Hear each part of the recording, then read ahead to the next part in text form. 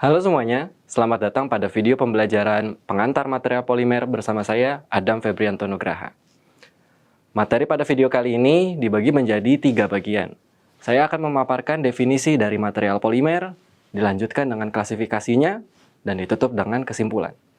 Kita masuk pada bagian pertama, yakni definisi. Dari gambar-gambar berikut, kira-kira komponen mana yang terbuat dari polimer? Apakah dashboard mobil? Gelas ini?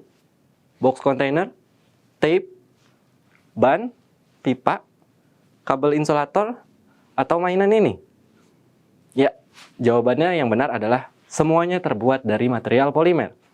Mungkin rekan-rekan pendengar jadi bertanya-tanya, material yang biasa kita ketahui sebagai plastik pada dashboard, perkakas di dapur, kontainer, pipa, ataupun mainan, dan juga material karet yang kita temukan pada ban ataupun insulasi kabel, keduanya merupakan polimer. Lalu bedanya apa? Untuk menuju ke sana, kita perlu tahu terlebih dahulu definisi dari polimer ini. Polimer secara bahasa diambil dari bahasa Yunani, yakni poli atau polus, yang berarti banyak, dan juga mer atau meros, yang berarti bagian. Disebut demikian karena polimer merupakan molekul raksasa yang dibuat atau disusun dari monomer penyusunnya melalui proses yang disebut dengan polimerisasi. Monomer penyusunnya ini terhubung dengan ikatan kovalen sehingga dapat membentuk rantai yang panjang yang disebut dengan polimer. Struktur penyusunnya ini memiliki peranan penting dalam menentukan sifat material maupun proses pembuatannya nanti. Mari kita bandingkan material polimer dengan logam. Logam memiliki komponen atau entitas terkecilnya berupa atom yang terhubung dengan ikatan logam, sehingga mereka tersusun rapi dan sangat padat. Sedangkan polimer, entitas terkecilnya adalah satu kesatuan molekul panjang, sehingga di antara molekulnya akan tercipta ruang-ruang kosong yang jauh lebih besar dibandingkan dengan logam, seperti yang tertera pada ilustrasi di video. Karena besarnya ruang kosong ini, maka seringkali kita temui material polimer memiliki densitas yang lebih kecil dibandingkan logam. Polimer mampu tembus cahaya, suhu lelehnya pun lebih rendah, sehingga dimungkinkan untuk penambahan material tambahan lain berupa organik maupun inorganik sebagai bahan tambahan untuk memodifikasinya. Lalu apa saja klasifikasi dari material polimer ini? Beberapa di antaranya dapat kita klasifikasikan berdasarkan sumber, jenis komponen, jenis monomer penyusun, struktur, dan respon termal. Berdasarkan sumbernya, polimer dapat kita bagi menjadi 2, yakni polimer alami dan polimer sintesis.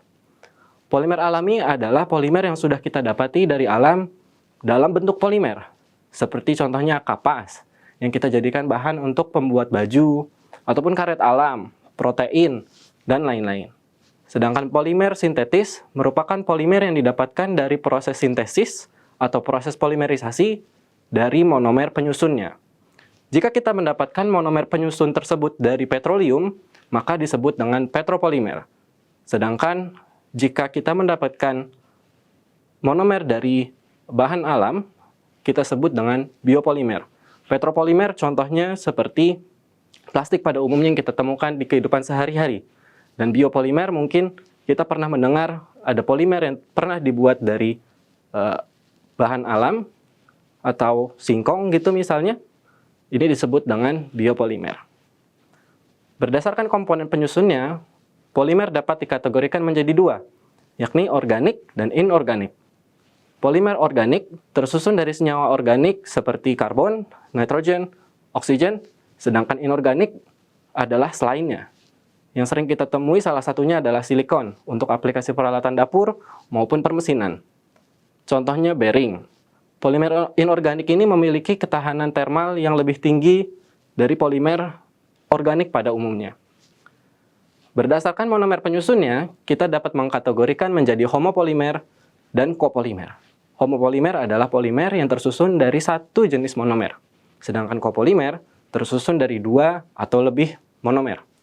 Dengan 2 atau lebih komponen penyusun tersebut, maka akan kita dapati keanekaragaman struktur dari kopolimer.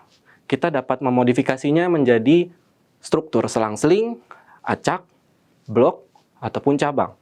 Perbedaan susunan ini akan berpengaruh nanti pada sifat-sifatnya, namun belum kita bahas detail pada video kali ini. Berdasarkan strukturnya, polimer kita bisa bagi menjadi 4 jenis, yakni linear, bercabang, terhubung silang, dan jaringan. Struktur ini memiliki kaitan erat dengan sifat mekanik maupun termalnya. Dapat kita lihat pada polimer hubung silang dan polimer jaringan, rantai molekul saling terhubung satu sama lain, sehingga polimer ini akan sulit bergerak meskipun diberi energi yang tinggi. Sehingga sebagai konsekuensinya, respon termalnya pun akan berbeda-beda. Polimer dengan rantai lurus atau bercabang, jika kita berikan suhu tinggi, maka molekulnya akan bergerak berjauhan, sehingga dapat kita amati fenomena yang kita sebut dengan pelelehan, atau polimer ini akan meleleh. Jika kita berikan tarikan mekanis, polimer ini pun akan terdeformasi atau akan berubah bentuknya menjadi lebih panjang, atau yang kita sebut dengan sifat plastis. Sehingga polimer ini kita sebut dengan termoplast atau termoplastik. Pada polimer hubung silang, jika kita berikan panas, maka pergerakan molekul terbatas. Jika dipanaskan, kita hanya akan melihat polimer ini melunak, namun tidak meleleh. Atau, jika kita berikan deformasi mekanis, maka besar kecenderungan polimer ini akan kembali ke bentuk semula, sifat yang biasa kita sebut dengan elastis. Maka, polimer ini kita sebut dengan elastomer. Sedangkan polimer jaringan, karena hampir seluruh monomer penyusunnya terhubung silang, maka tidak akan ada pelunakan maupun pelelehan jika kita berikan temperatur tinggi. Secara mekanis, sifatnya pun akan sangat rigid. Polimer ini kita sebut dengan termoset. Itulah beberapa klasifikasi polimer yang dapat saya sampaikan pada video kali ini. Kesimpulannya, tadi telah dibahas bahwa polimer merupakan senyawa yang terbuat dari monomer dengan ikatan kovalen sehingga membentuk molekul raksasa atau molekul panjang.